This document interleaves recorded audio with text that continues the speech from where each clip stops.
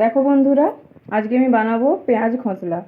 তো পেঁয়াজটাকে কুচি করে মানে এইভাবে লম্বা লম্বা কুচি করে কেটে নিয়েছি। আর এইদিকে খসলা আমি জিরে আর কাঁচা লঙ্কা দিয়ে বেটে নিয়েছি। এবার তেল গরম হতে দিয়ে দিয়েছি, কড়াইতে গরম হয়ে গেছে। এবার আমি পেঁয়াজগুলো আগে তেলের মধ্যে দিয়ে দেবো। পেঁয়াজগুলো আমি দিয়ে দিয়েছি, তেলের মধ্যে ভেজে নেবো। আর স্বাদ মতো নুন দিয়ে দেবো।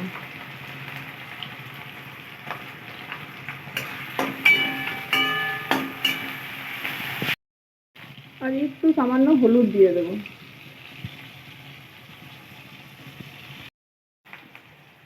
একেবারে হালকা ভাজা হয়ে গেছে। এবার আমি খসলা বাটাটা এর মধ্যে দিয়ে দেবো।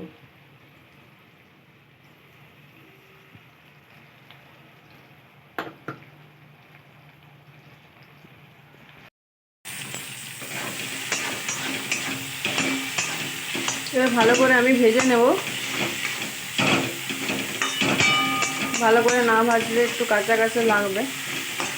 আমি একটু খড়িয়ে ভাজতে ভালোবাসি, মানে একটু লাল লাল করে।